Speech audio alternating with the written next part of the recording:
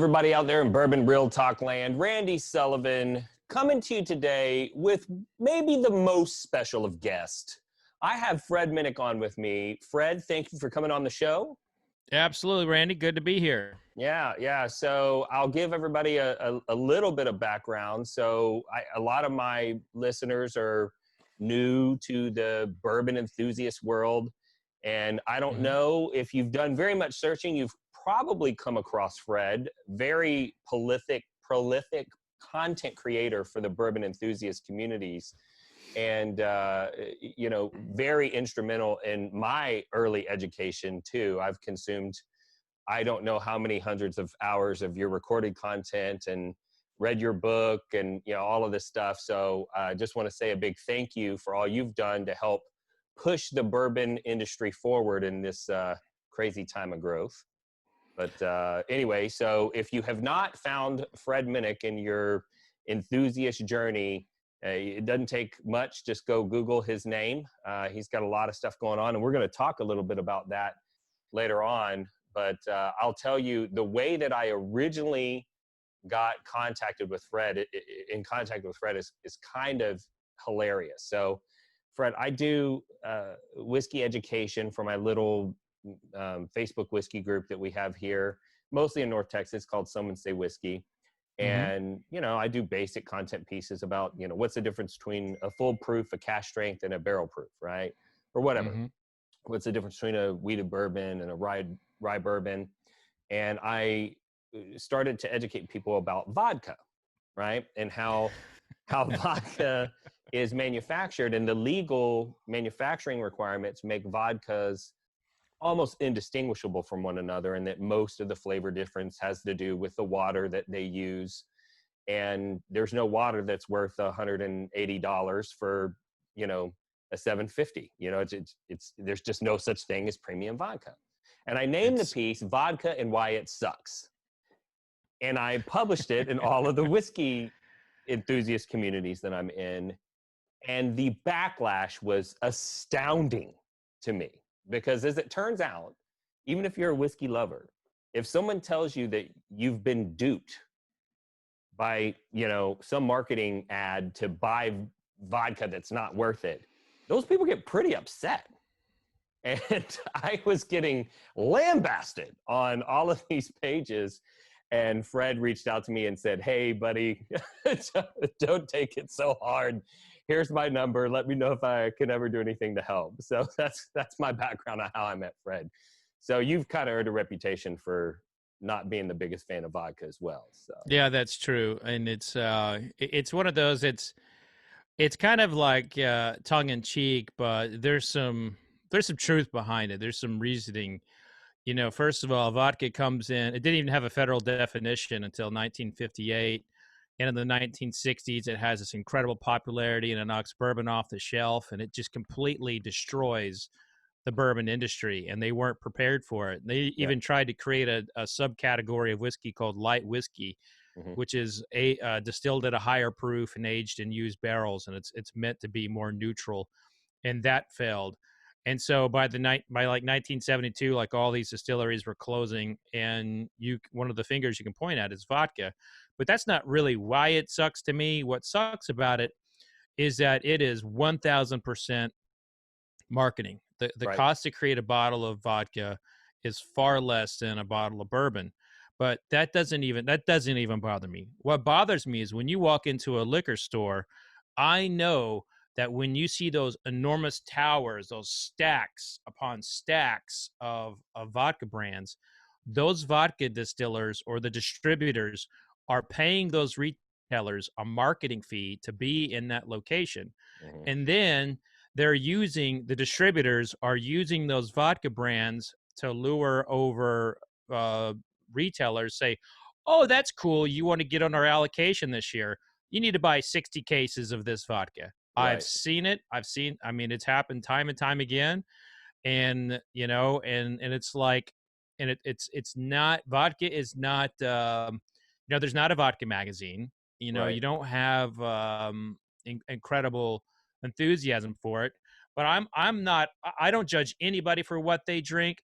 I hate the business practices that are behind vodka. And what's really crappy about this, there actually are some good vodka brands. You will find some like small distillers that are making really nice vodkas and some Polish vodkas. So if you want to drink vodka, man, be my guest. But my recommendation is that you support a small distiller and not one of these conglomerates that are basically all made at Cargill, ADM, or MGP. Well, one of the facets of the enthusiast community that I love is the connectedness that's surrounded around bourbon. I feel like bourbon brings people together. I have this little theory that since bourbon originally was a very efficient way to keep crops from rotting, right? If everybody in your area all grows crops, they've grown enough for their family, there's no commercial refrigeration, it's very difficult to ship the products to where to other people, you can convert it into alcohol. Now it's not going to go to waste, which kind of means that whiskey originally was almost a community resource, right? It was a way for us to preserve calories and share it with our fellow man. And I Mm-hmm. think somewhere deep down in our, monkey brain, we still view whiskey as something that's meant to be shared. And I feel like it brings people together. Would you agree? Yeah, I think it depends on who you talk to. Like, and when you look at like that's certainly one part of like why whiskey was kind of became the fabric of our culture, or at least ingrained in it. Another part is like it was really important for medicinal purposes. We're looking at the foundation of this country. you know, Whiskey was the top medicine, Sure. and George Washington made sure like all of his soldiers had whiskey. Some of that was to keep them out of brothels so they wouldn't be getting whiskey in brothels, but it was also for medicinal purposes. And so whiskey is very important for a number of reasons. We definitely see the social world kind of like surrounding the whiskey touches so many fabrics of our society, our country's origins. I mean, even the term lobbyist was basically born in the hotel of a Washington D.C. Bar, because these people trying to get in contact with congressmen and senators would hang out in the lobby over a drink, and so the term was born, a lobbyist. So you have Mhm. all of these things that in our country's history are connected to whiskey, and a lot of it is meant to be set down and enjoyed together. And I have a stern belief that if we could all just kind of sit down in a room and share a dram, not a whole bottle, because sometimes when fellas drink a whole bottle, then suddenly they're tough guy Johnny and want to throw a chair across the room. Sure. But you definitely have a kinship in this community. Especially, it's definitely changed over the years. When I first got into it, like, I mean, I've been drinking bourbon since I could legally do so, wink wink. And when I got into it, professionally, I mean, it was much calmer, it was more collegial, and it was a we just kind of hang out at the gazebo or something in Bardstown, and there would just always be just kind of like a central place where everybody would hang out. And over the years, it's changed a lot, and but still, at the fabric, at the core, you won't find more philanthropic people than there are in the bourbon community. My best friends are in bourbon, and you know, I dare say that there's not another spirit that people come together better than in bourbon. And I touch all spirits, so I'm not just in bourbon, although I'm definitely more entrenched in bourbon than say tequila. But this is a special community, and it's just, I love it. Yeah. Yeah. Well, and that community aspect has definitely been affected by the COVID-19 pandemic, which is actually why I reached out to you. So you have a background that's very interesting. Um, you have been in the military, you've been a professional writer, And at some point, you went for broke and switched over to bourbon before bourbon was 100% cool, right? Like, I don't know if you saw it Yeah. coming or what, but Um, so kind of the story of how I got to be where I am. It really starts with a tour in Iraq. In fact, you can see my combat boots behind me that I wore in Iraq, and out of nowhere, I just put those up for like I put them up for like a charity shoot, and I was like, you know what, they look. I actually like them there. I'm gonna keep them mm-hmm. there. And I I get home from Iraq. I tried to go back as a as a photographer or a reporter for the AP or for Gannett, and they said I was too close, and they started. I started looking for jobs, and at the time, I was dating this beautiful woman who was in nursing school, and um, I was living in Milwaukee, Wisconsin at the time, and she lived in Louisville, and I was like, I couldn't get a job. Things weren't working out with the place that I was working at, and I was like, you know what? I'm going to move to Albuquerque and live with my best friend. And she said to me, well, if you do that, you're going to send me a very clear message about our relationship. And I was like, what? I mean, and this would be, I ended up marrying her, and this would be the first of many arguments that she would win with just like 5 words in in a comment to get me to do whatever it is she wanted me to do. And to this day, Randy, I think I've won one argument in our relationship, and we've been married for 14 years. So, but I moved here to be with Jacqueline, and I didn't have a job. I was definitely having a hard go with, returning from Iraq, and a lot of veterans have. And I started looking at for jobs here in Louisville, and I got a gig as a friggin' food editor for a company called Net World Alliance, which put together trade publications for the restaurant industry. And I became a friggin' food editor. And at the time, I didn't know the difference between balsamic vinaigrette and raspberry vinaigrette. I mean, I knew jack shit about food. But when you write about food, you eventually write about alcohol. And I wrote about alcohol for these guys. And then I went out on my own as a freelancer. And I was like, I kind of liked writing about wine. And then I wrote my first bourbon story, and I really liked it. My first bourbon story I wrote in 2006, and it was about the Kentucky Bourbon Trail mm-hmm. for a magazine that was called Successful Meetings. Now, I wrote it in 2006. It came out in 2007.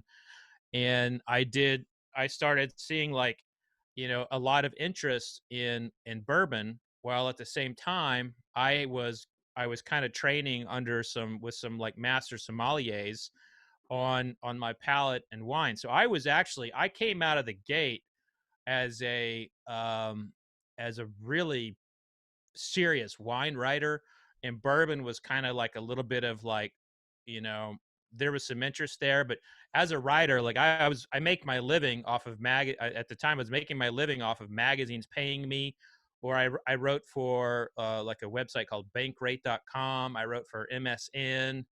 I mean, I wrote for like a sewage draining pipe magazine. I can't remember the name of it, but I was writing about sewage drains and stormwater drains. Basically, as a writer, you write about whatever you can to make a living. And I Sure. didn't do ad copy. I didn't work for firms like that. Like I've always been of kind of like a journalistic mindset, and so that was what I was trying to do. And but my I definitely found early on that I had a passion for covering bourbon. I love the product, but I love the people more. And at the time, I was really deep into wine. In fact, I was up for the world's best wine writer for the under 35 category in 2012. And at the time, I was starting to kind of look around like the wine writing world, and I could firmly say that I had hit that kind of point where I was like a top 50 wine writer. mm-hmm. And at that time, I was like, that was a huge accomplishment. And it was because I have like and as you will, if you read my books, Bourbon Curious and Bourbon, I've always my degrees in agriculture, and I've always had an affinity for how things are grown and in how things are made. And I apply that to my writing in wine. And so there's so much viticulture in wine. Like I really gravitated toward writing about grapes. And so I had a lot of really great writing in the wine world, and I was up for this big award. I didn't get it, but I'm in this room with like Jancis Robinson, Robert Parker, all these icons of wine writing, and I just thought to myself, I just want to be around Jimmy Russell, Parker Hmm. Beam, Fred No. I just that's all I wanted to do. Like, and I'm in the we were at the Four Seasons in London, and everyone's ordering champagne. I think I ordered Stag, and they had Stag, and we stayed at the Grosvenor House, which is across from the U.S. Embassy, and they had the best bourbon bar in London. And so I I drank more bourbon while I was in London for those wine awards than I did wine, and that was around the same time I was writing Whiskey Women, which was my first real.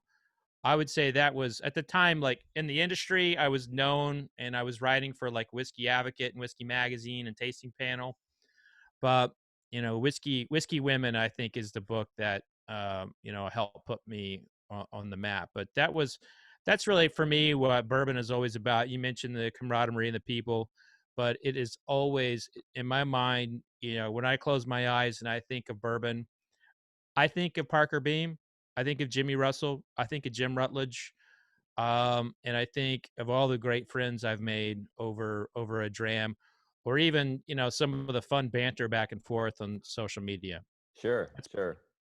Well, that ended up transitioning into you participate in podcasts, you have a YouTube channel. You also have a passion for music, hmm which I've observed. And so tell us a little bit about how you've blended together those two passions. So when you write a book, you have you can either wait for your publisher to get out there and sell it, which they don't, or you can work your ass off to get the book in front of people and to talk about it. Hmm. And so everything that I have done up until probably 2017 from an event perspective was about promoting my books and getting my books in the hands of people. And that's just the nature of the beast.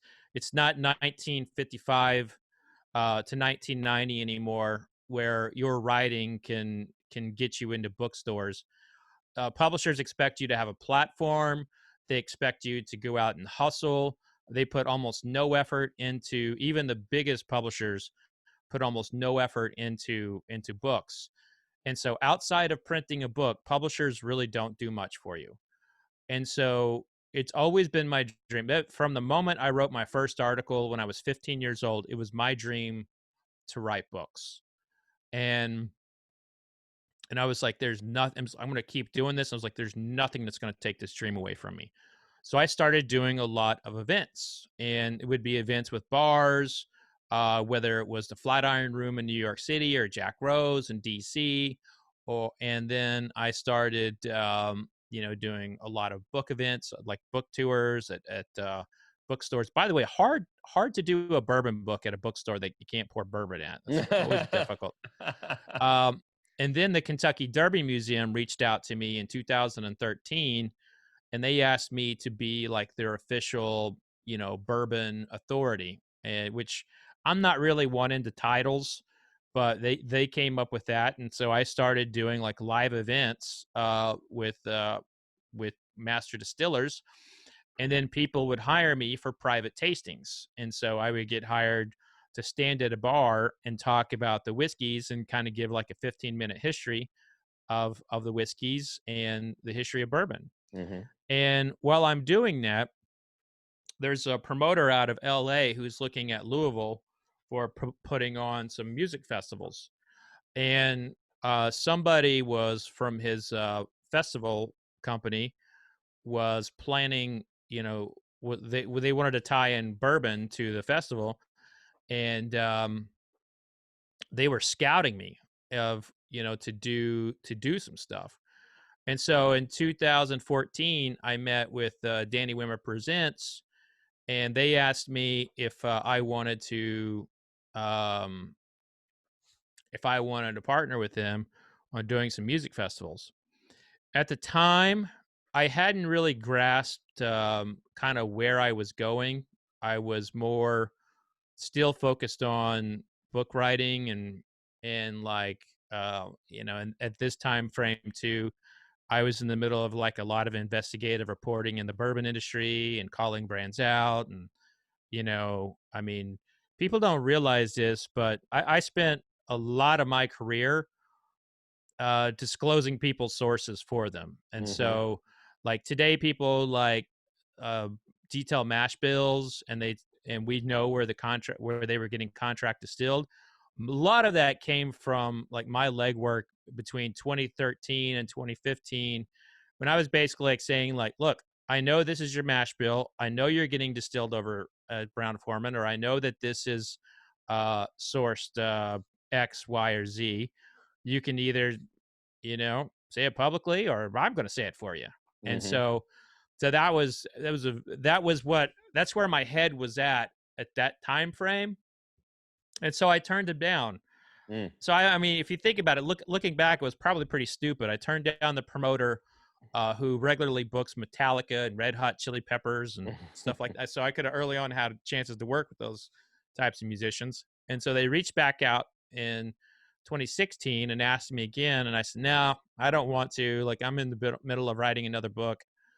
And they reached out the third time, like, just come to one of my shows. Just come to one of my shows. And so I did.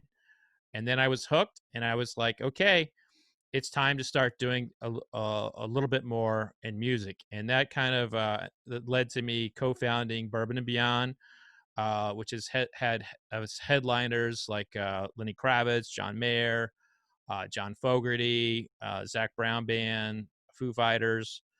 And it's evolved into, me having like an actual place in the music industry now, where I'm like one of the it's not announced yet, but I'm about to have like a national radio show. I've got I'm like, when someone has a new album out, people want to get on my podcast. I just interviewed Yellow Wolf and Ludacris. I've interviewed Daryl Hall of Hall & Oates, Mick Fleetwood, Killer Mike of Run the Jewels. And so like I have a real passion for music. I can't sing a lick or play a tune. Or was it what is it? I would play a lick or sing it. I can't. Anyway, I don't have any musical skills whatsoever. My brother Right. got all those. But that's kind of like it kind of led into that. And now I'm more interested in like drinking some whiskey and having a conversation with the musician than I am writing a book. And it's just funny. Like, I think as a person, you have to always be mindful of what you want in life. And I think that's something that I've always that's the one a skill that I've always had, is that I almost always know what I want. I knew when I wanted to be a writer.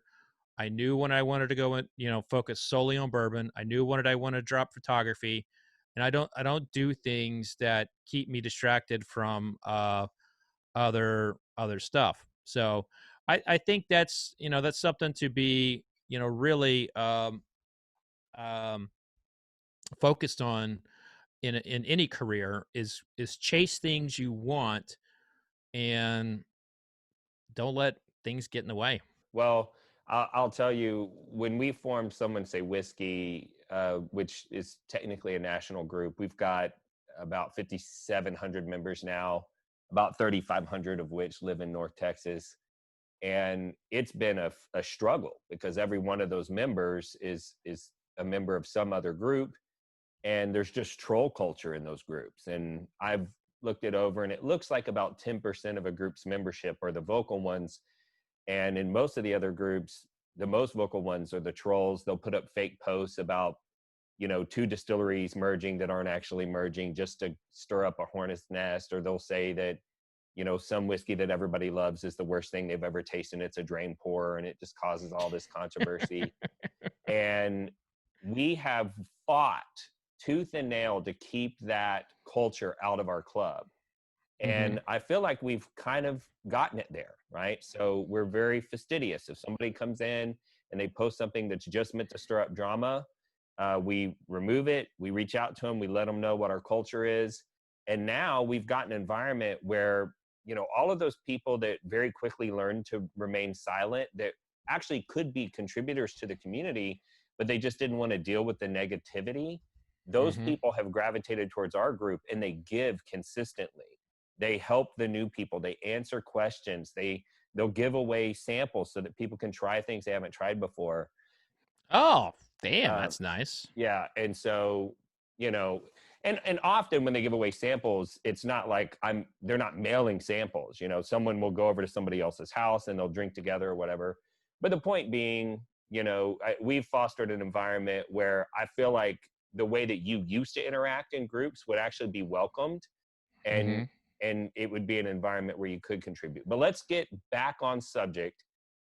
So you've had this really interesting career path: book writer, content creator, a co-founder of a live event, Bourbon and Beyond.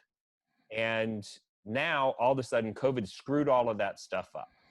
Yeah, yeah. And so you have come up with this really novel idea that I'm pretty excited about. And it's the reason why I reached out to you. So tell us what it is that you have planned. So yeah, like, we went all over the place in this interview. I've got by the way, it's a sign of a good interviewer. You know, when you get your guest to go, you know, on AWOL. tangents. Yeah. So I'm doing a December 5th is essentially the alcohol industry's like kind of like new birthday. It's the repeal of prohibition. Every year the industry celebrates celebrates the repeal of prohibition, which happened December 5th, 1933. And this year, we can't. And as I was trying to figure out what to do, like how, create like a cool ticketed event for people to have a good time, I kept banging my head against, I'm so tired of Zoom tastings. I'm so tired of this. I'm so tired of that. So my agent presented me with this idea of doing something in a virtual world called Decky World. That's basically like you're in a video game. You have your own avatar and you're like walking around and you're just kind of chilling. And so people have like their own brands are coming in and like they're doing their own expo hall. There's going to be panels. I've got music, and you're going to get to walk around in a world with your own little avatar and see live music and see live panels and then interact with people and have private conversations. And it's not a situation where you're going to be like, everyone's on a Zoom call. Oh, wait. Oh, okay. No, go ahead. Oh, wait a little bit. Nope. You go ahead. It's an interactive, you can have one-on-one conversations. Right. So it's pretty cool in that sense. And so that's what it is in a nutshell. Is like it's basically a video game with a bunch of bourbon, and the highest ticket package sold out, which came with some nice bottles. The second one is still available. The platinum and the gold are still available. Both of those will come with a bottle of Jack Daniels. So it's a pretty awesome event. And then from a participant perspective, um, you know most of the major brands are involved in a lot of in some rum brands and some gin brands. The panelists, I have my Samara Davis from the Black Bourbon Society, Peggy No Stevens, Bourbon Hall of Famer, Kenny Coleman of Bourbon Pursuit, Blake Ruber of Bourboner, Chris Hart of Whiskey Neat. So quite a few. It's a pretty nice little uh, community that we got in there. So it'll be a lot of fun. Yeah. When I first heard of it, and keep in mind, I don't really play video games, and I never played any of the simulation games like Sims or anything like that. when I first heard of it, I didn't get it. But then I started thinking about this Zoom tasting that we did with Freddie Johnson. And Freddie Johnson is a national treasure, and everybody loves to hear him speak, but everybody did want to have their chance to interact with him. And the Zoom format, it just didn't work. You know, it was difficult. And we had so many people on that we needed to mute everyone. But while Freddie's talking, he'll make a joke. And then when no one laughs, it's awkward. And when I realized that this, you know, virtual reality world that they built fixes all of that, because you'll be able to walk into the expo hall, right, with your avatar, go over to your bar, get a glass of whatever, a Peerless, and walk up to the Peerless booth, and your avatar will be interacting with the Peerless rep's avatar, and you can have a whole conversation while you drink the whiskey and talk with the rep. And you can do that over and over again. I mean, the number of brands that are represented in this is outrageous. And then the fact that it's almost like a real, you know, festival, right? I mean, there's a music stage, and you can walk your avatar over there and watch them play live. There's actual panels. And then, of course, the people that are involved are all amazing. I hero worship Peggy No Stevens. So anyway, I think it's a very exciting opportunity for whiskey enthusiasts to try and bring back just a little bit of normalcy into this crazy 2020 pandemic year that we're having. So I really... And I go back to, like, you know, at the top of our conversation, you know, like, whiskey brings us all together, and it's a this is kind of like, we can't be in the same room, and especially with this surge, we have a second surge coming on. I mean, this is my effort to kind of like you know, put an end on that. So it's So first, kind of, we're all actually being in a room. We'll be our own avatars. Exactly. Yeah. I mean, this is the perfect solution to the pandemic problem, travel issues. It's just great. And, you know, I've not gone to any of the bourbon festivals besides I go to Christopher Hart's thing down in Houston. But, you know, it can be cost prohibitive just to travel. Maybe your schedule doesn't line up, whatever. And it fixes all of the pandemic problems plus the cost issues, right? And doing it this way, I think it's going to be as close to reality as possible. So I'm very excited about that. So that's going to be December the 5th, which is Repeal Day. It's called Repeal Day Expo. And when we get done, because we're going to wrap it up, I want everyone to stay tuned, because I'm actually going to play the demo video so that you can get a real sense of what all is going to be available, because it's not just the expo, it's not just the speakers, it's not just the concerts. There's all kinds of stuff that they've built into this world to make it entertaining. We're going to have a link for you to be able to go and sign up and get tickets. And I'm going to be there. So hopefully my little avatar will be able to say hi to y'all's little avatar while we have a drink virtually together. So before we wrap it up, Fred, is there anything else that you want to share?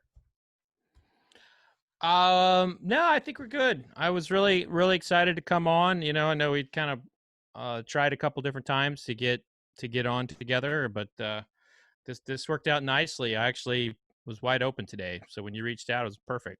If you guys want more information about Bourbon Real Talk, you can get that at bourbonrealtalk.com. You can find us on Facebook, Instagram, and YouTube /Bourbon Real Talk. We'd love it if you would subscribe, like, review, and comment on both your podcast player and on YouTube, because it helps the algorithm show the content to more people. And if you have any questions or comments, please throw them in below, and I will get back to you. I promise. You can give me show suggestions. You can ask me about anything in the content. I love to interact with you guys. And as always, if you woke up this morning and you were unsure whether or not anyone loved you, just know that I love you, and I'll see you next time on Bourbon Real Talk. Really excited to get into Decky World and see what kind of opportunities that this world could provide the spirits fan, because we've essentially we're going from an industry that is essentially always connected and always together, always doing things in a group, to 2020 just being, a little chaotic. And the Zoom calls have been nice, and it's been wonderful to do some chats with people and have like virtual tastings. To be honest with you, there's still a little bit of a missing component, and I felt like that. Well, Decky World is not the same as in person. It's a layer above. It's a layer above a Zoom call, and Zoom calls are great. Don't get me wrong, but this is just taking it to the next level. And we're going to have music. We're going to have some great musicians on the stage. We've got like Lindsay Yell and Sean James, both who have performed at major music festivals. And we're going to have an exhibition hall that's going to be decked out with all kinds of major whiskey brands, from Kentucky Peerless to Jack Daniels. And so you're going to have a lot of really cool engagement inside these expo halls, where it's just like you're at a trade show, except instead of walking in there in person, your avatar is walking in there. And then you get out and you can go on a boat ride. There's a skyscraper that you can go hang out in. We're going to have mixology classes from Beautiful Booze, who's famous on Instagram, as well as like Greg Wilson, who's the head bartender here at the downtown Louisville Marriott, and I think he makes the best old fashioned in town. And so we're going to have like these great mixology classes. We're going to have some history classes from like Brian Hara. And Wright Thompson, the senior ESPN writer, is going to be joining us and doing a segment about the history of Pappy Van Winkle. And it's just so much. There's going to be so much going on. It's Repeal Day, December 5th, from noon to 8 p.m. We're going to have an after party in a really cool venue that has DJ Duke's going to be on the stage, and he's just going to give us some jams. And what I love about this little nightclub, it is as real as you can possibly imagine. Even has a broken toilet. To me, it's not a legit nightclub unless it's got a broken toilet. So this SOS Performance Hall has that all covered. But there's a lot of different tiers that you can purchase tickets for. There is the gold package, which basically allows you to get to most places, with the exception of like some of the exclusive tastings.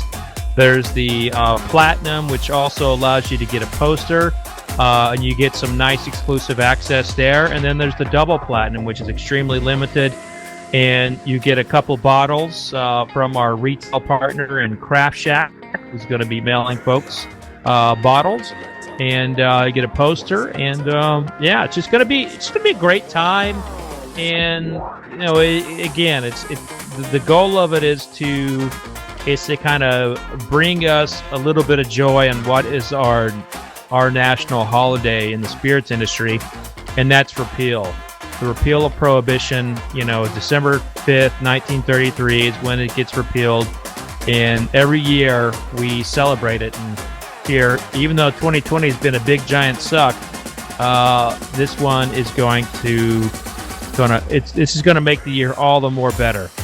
So, and here's where we'll have our panels: Blake Reiber, Brian Hara, Greg Wilson, Jamar Mack, Jordan Moskool, Kenny Coleman, Christopher Hart, Maggie Broll, Natalie McLaurini, Stevens, Rivers, Take, and Wright Thompson. I mean, there's going to be a lot of great panels here. So this is where you will come, you'll sit, and you'll get to enjoy the show as if you were in an actual